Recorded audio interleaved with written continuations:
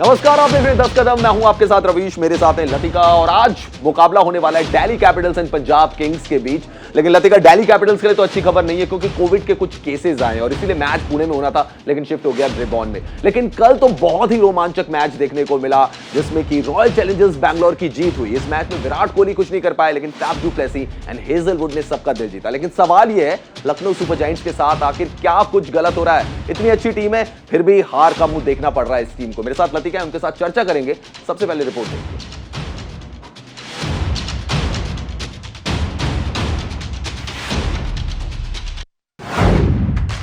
Challengers के सामने super giants ढेर, एलएसजी के खिलाफ भी किंग कोहली का बल्ला शान, हेजलवुड का बेस्ट स्पेल, राहुल की सेना फेल। रॉयल चैलेंजर्स बैंगलोर लगातार दूसरी जीत दर्ज कर पॉइंट्स टेबल में दूसरे नंबर पर पहुंच गई है। आईपीएल के 31वें मुकाबले में आरसीबी ने एलएसजी को 18 रनों से करारी शिकस्त दी और इसके साथ आरसीबी की 7 मैचों में यह 5वीं जीत रही। टॉस हारकर बैटिंग करते हुए रॉयल चैलेंजर्स बैंगलोर ने 20 ओवरों में 6 विकेट के नुकसान पर 181 का स्कोर बनाया, जहां कप्तान फैफ डू प्लेसी ने सबसे ज्यादा 96 रनों की पारी खेली। वहीं एलएसजी के लिए जैसन होल्डर और चमीरा ने 2-2 विकेट चटकाए। लेकिन एक बार फिर किंग कोहली का बल्ला नहीं चला और वो गोल्डन डक का शिकार हुए। इस सीजन कोहली ने 7 पारियों में 19.83 की औसत से केवल 119 रन बनाए हैं। आरसीबी से मिले 182 रनों के लक्ष्य का पीछा करने उतरी लखनऊ की शुरुआत अच्छी नहीं रही। सलामी बल्लेबाज डिकॉक सिर्फ 3 रन बनाकर आउट हो गए। इसके बाद नंबर 3 पर बल्लेबाजी करने आए मनीष पांडे भी सस्ते में निपट गए। 33 रनों पर 2 विकेट गिरने के बाद केएल राहुल ने मास्टर स्ट्रोक खेला और 4 नंबर पर बल्लेबाजी के लिए कृणाल पांड्या को बुलाया। कृणाल ने संभलकर बल्लेबाजी करना शुरू किया लेकिन तेजी से रन बनाने के चक्कर में राहुल अपना विकेट गंवा बैठे और 24 गेंदों में 3 चौके और 1 छक्के की मदद से 30 रन बनाकर चलते बने। इसके बाद किसी ने कृणाल का साथ नहीं दिया। कृणाल ने 28 गेंदों में 5 चौकों और 2 छक्कों की मदद से 42 रनों की पारी खेली और अंत में मार्कस स्टोइनिस ने 15 गेंदों में 24 और जैसन होल्डर ने 8 गेंदों पर 16 रन बनाए।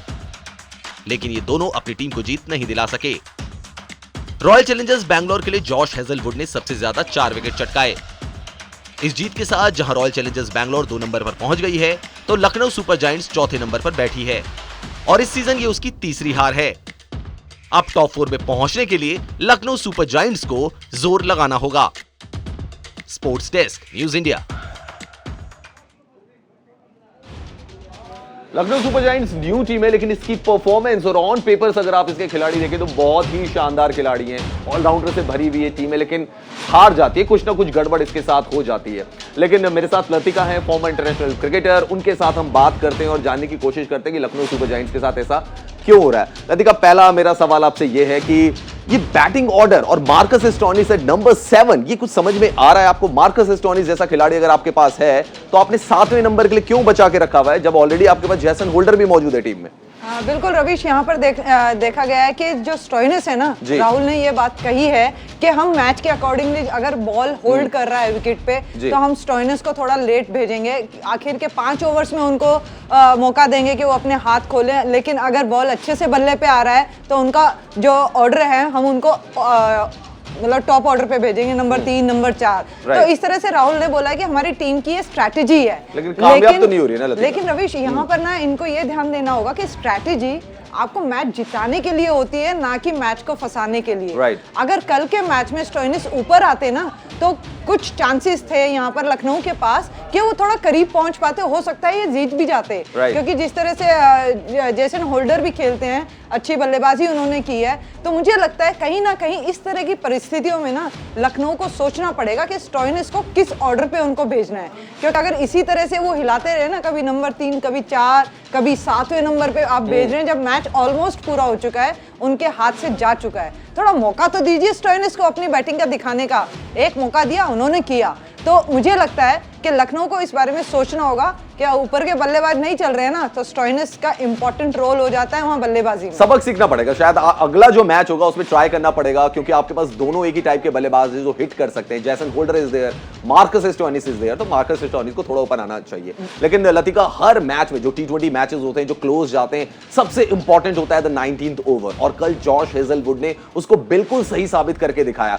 एक ओवर ऐसा फेंका जिसमें स्टोइनिस का विकेट भी लिया, 3 रन दिए और मैच वहीं पे खत्म हो गया। 20वें ओवर तो सिर्फ औपचारिक था कल। बिल्कुल, और यही चीज देखिए आरसीबी ने यहाँ पर प्रूव किया अपनी स्ट्रैटेजी से कि किस तरह से उन्होंने इंप्लीमेंट किया अपने बॉलर्स को। और हेजलवुड ने जो बॉलिंग की है ना कल, तो लखनऊ की जो बैटिंग है ना वो पूरी हिला दी है। किस तरह से उन्होंने डिकॉक को शुरुआत में ही एक अच्छी लेंथ बॉल डाली और डिकॉक पीछे कैच थमा बैठे। तो ये देखना चाहिए कि एक्सपीरियंस आपके सामने है, तो मार्कस स्टोइनिस जैसे बल्लेबाज को अगर आप ऊपर भेजेंगे तो कहीं ना कहीं इंटरनेशनल का जो दबाव रहता है ना प्लेयर्स का, वो कहीं ना कहीं वो रिलीज करने की कोशिश करते हैं। तो यहाँ पर आरसीबी की अगर बात करें तो मुझे लगता है कि आरसीबी कल गेंदबाजी में जीत गई है। यहाँ पर गेंदबाजी, बिल्कुल गेंदबाजी इंपॉर्टेंट फैक्टर है जो हम आज के मैच में का भी डिस्कस करेंगे। लेकिन विराट कोहली 0 पर आउट हो गए और बड़ा इसमें लोग बोल रहे हैं कि उनको ब्रेक ले लेना चाहिए। रवि शास्त्री जो कि फॉर्मर हेड कोच हैं, जिनकी बहुत अच्छी रिलेशनशिप थी विराट कोहली के साथ, he is also saying it's time for a break. देखिए, आपको क्या लगता है Latika, it's time for a break और it's time for a crack, क्या है? मुझे लगता है कि अभी जो टाइम है ना विराट कोहली का, वो कोशिश कर रहे हैं लेकिन एंजॉय नहीं कर रहे हैं। तो मुझे लगता है कि उनको क्रिकेट एंजॉय करना चाहिए।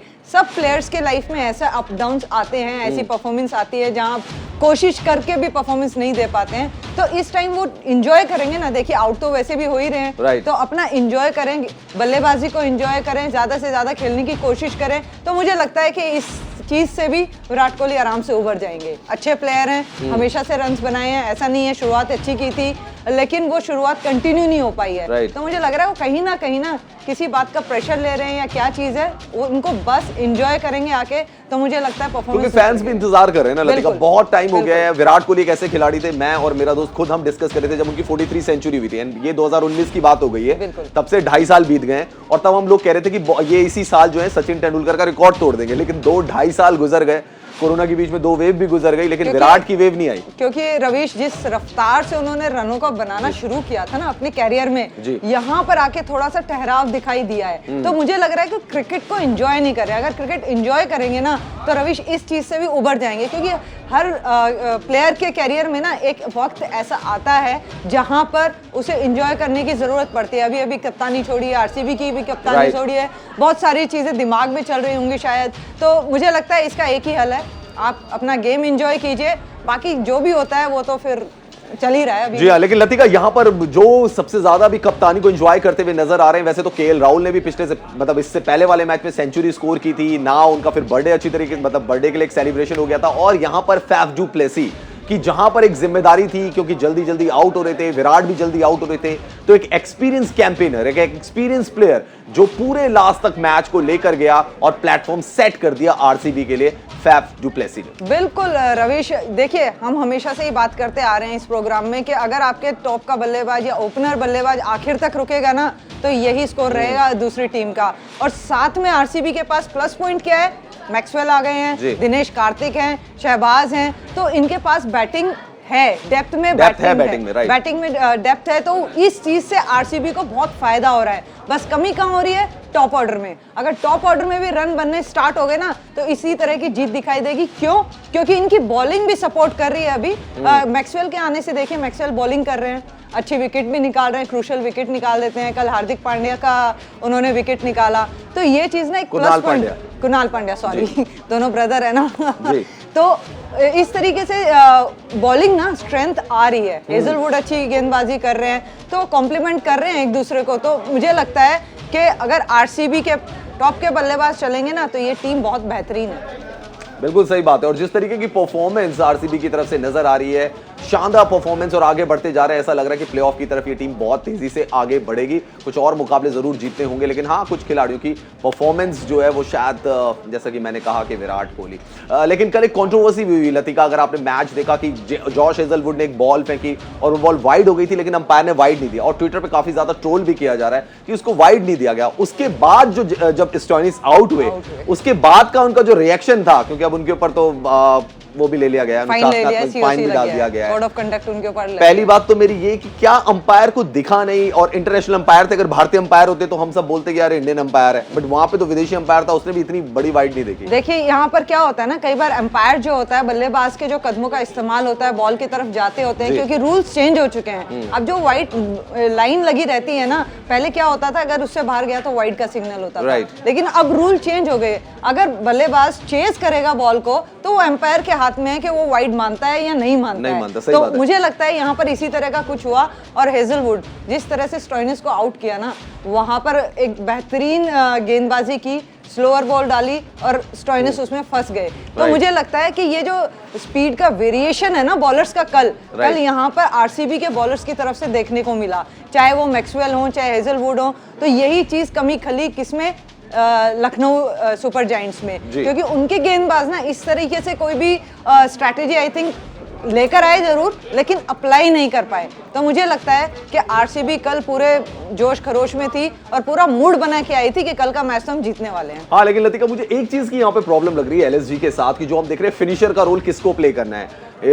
Either he should be Jason holder और मार्कस स्टोइनिस, बिकॉज हमने, आपको पहला मैच भी याद होगा जब कुलदीप सेन ने गेंदबाजी कराई थी और रोक के रख दिया था मार्कस स्टोइनिस को, वहां पे खड़े थे लेकिन रन नहीं बनाने दिए थे उनको। एंड एग्जैक्टली कल के मैच में भी सेम ऐसा ही हुआ। हाँ, मुझे लगता है कि यहाँ पर ना स्टोइनिस का एक तो ऑर्डर सेट करना पड़ेगा जी। और रही बात बॉलर्स की, तो स्टोइनिस एक ऐसे प्लेयर है, एक बार जम गए ना फिर उनके सामने चाहे सेन हो चाहे होल्डर हो, वो हर किसी की लाइन लेंथ बिगाड़ देते हैं। घोष हो, बिल्कुल। और यहाँ पर मुझे ऐसा लगता है कि जो कुणाल पांड्या है, बदोनी है, इनके कहीं आसपास स्टोइनिस को अगर खिलाएंगे ना तो इन बल्लेबाजों का साथ मिलेगा। और टीम जो एक पार्टनरशिप की उम्मीद करते हैं ना हम किसी भी टीम के लिए, वहां अगर ये पार्टनरशिप बिल्ट होती है ना रवीश, तो इस टीम के लिए और बेहतर।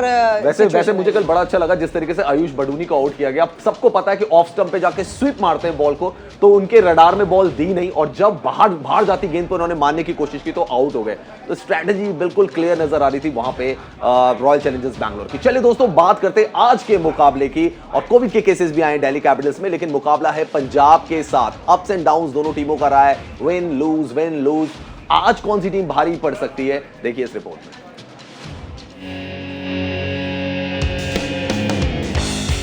अच्छा, मैं क्या कह रहा था इसमें, हम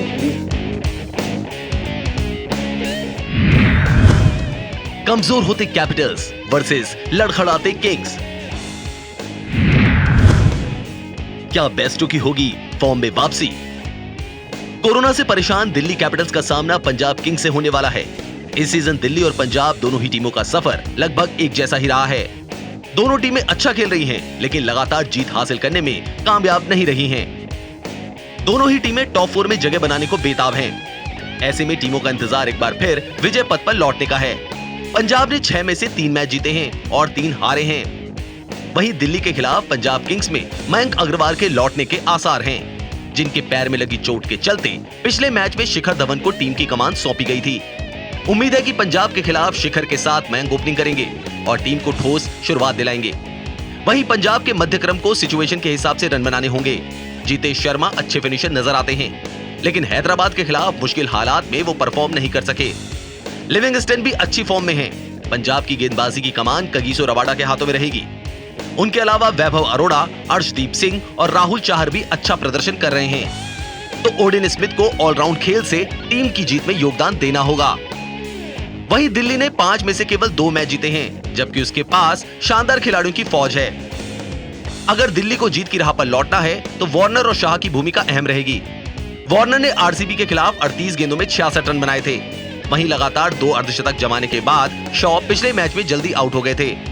अब दिल्ली को पंत से बड़ी पारी की उम्मीद है, तो मार्श की गैर मौजूदगी में तीसरे नंबर पर मनदीप सिंह या सरफराज खान उतर सकते हैं। हालांकि पंजाब के बल्लेबाजों की राह उतनी आसान नहीं होगी, क्योंकि उनका सामना फॉर्म में चल रहे गेंदबाज कुलदीप यादव से है, जो इस सीजन अब तक 11 विकेट ले चुके हैं। अक्षर पटेल और शार्दुल ठाकुर के साथ तेज गेंदबाज खलील अहमद भी खतरनाक साबित हो सकते हैं। कुलदीप और लिविंगस्टन की टक्कर में बाजी किसके हाथ लगेगी, देखना दिलचस्प होगा। वहीं पिछले सीजन में दिल्ली कैपिटल्स ने पंजाब किंग्स के खिलाफ दोनों मैच जीते थे। 2017 से दोनों टीमें 10 बार टकराई हैं और दोनों ने ही 5-5 बार जीत हासिल की है, यानी कि मुकाबला बराबरी का है। इसलिए ब्रेबॉर्न स्टेडियम में होने वाला यह मुकाबला काफी कांटेदार हो सकता है। Sports desk, news India.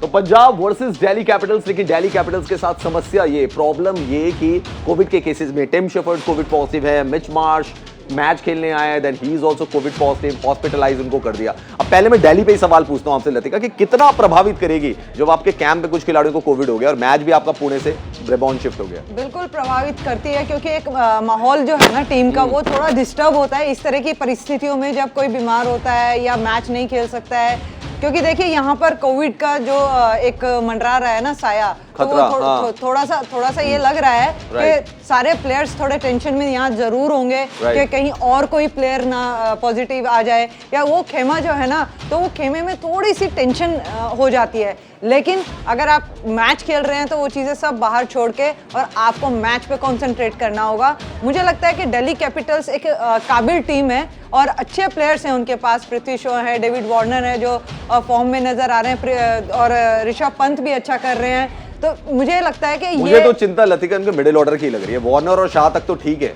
लेकिन उसके बाद ठीक नहीं है कुछ भी। मुझे लगता है ललित ठीक है, मतलब अभी देखिए दिल्ली कैपिटल्स जिस तरीके से आई थी, रेपुटेशन के साथ जो आई थी लास्ट 2 सीजन की रेपुटेशन में, वो रेपुटेशन यहाँ पे बन के नहीं आई।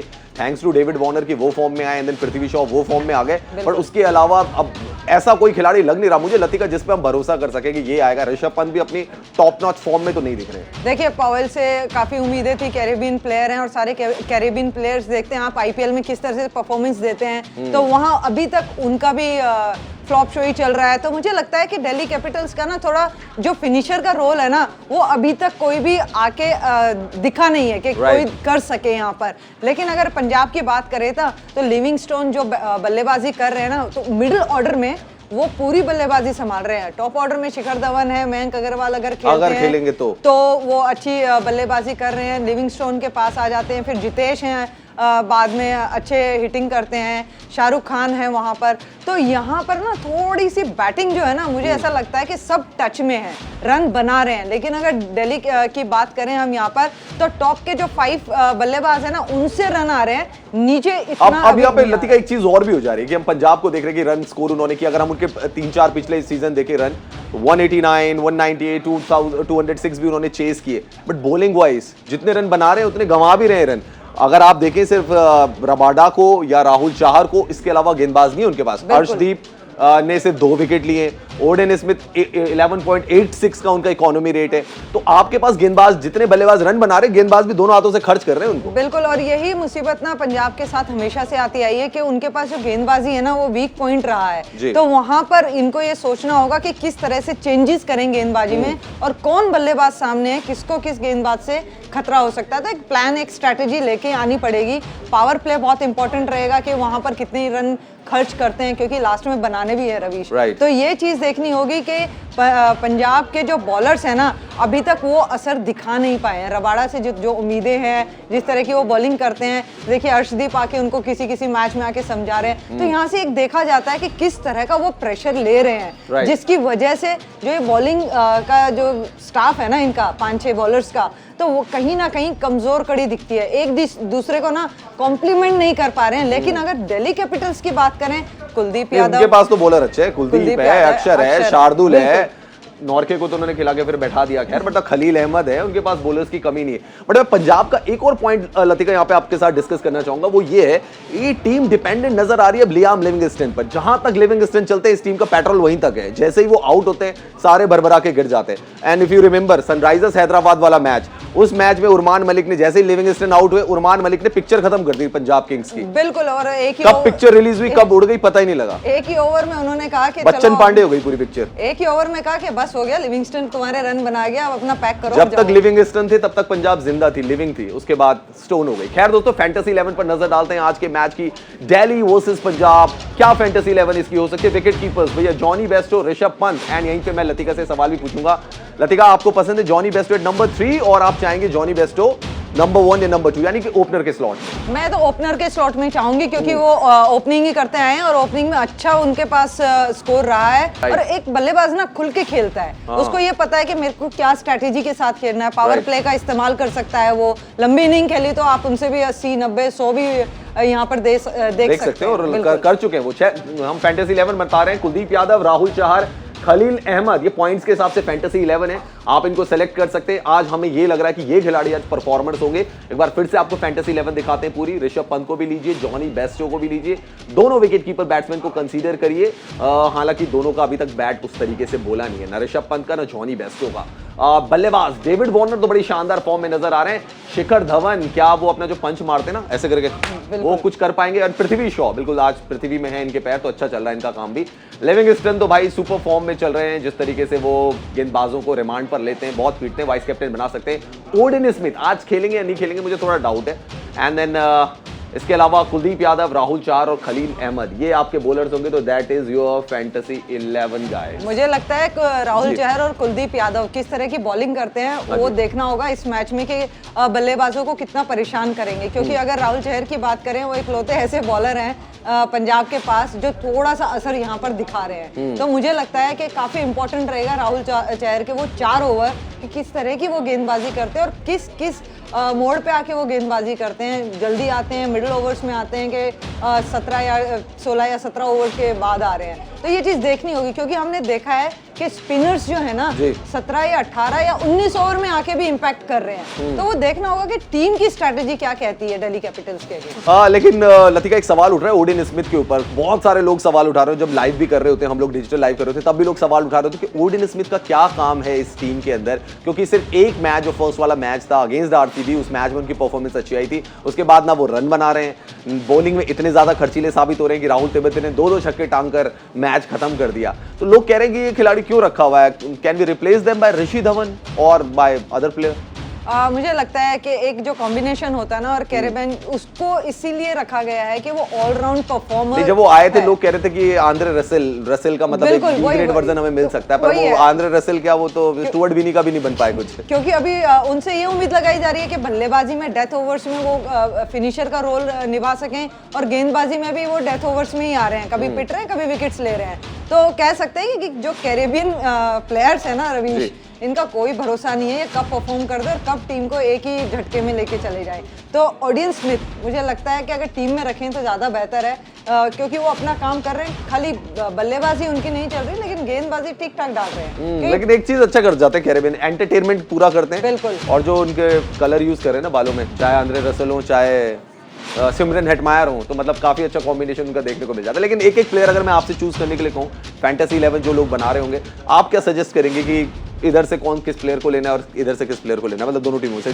मुझे लगता है पृथ्वी शॉ हो गए, डेविड वार्नर हो गए, उधर से लिविंगस्टोन हो गए। गेंदबाजी में आप राहुल चहर हैं, कुलदीप यादव हैं, और नहीं, एक एक प्लेयर बता दीजिए आप, अब ये पूरी टीम मत बताओ। फैंटेसी 11 तो हमने बता दी है। अच्छा, फिर ठीक है, फिर मैं जाऊंगी डेविड वार्नर और लिविंगस्टन के साथ। डेविड वार्नर और लिविंगस्टन कह रही हैं लतिका जी कि आप डेविड वार्नर को चूज कर सकते हैं, लियाम लिविंगस्टन को चूज कर सकते हैं।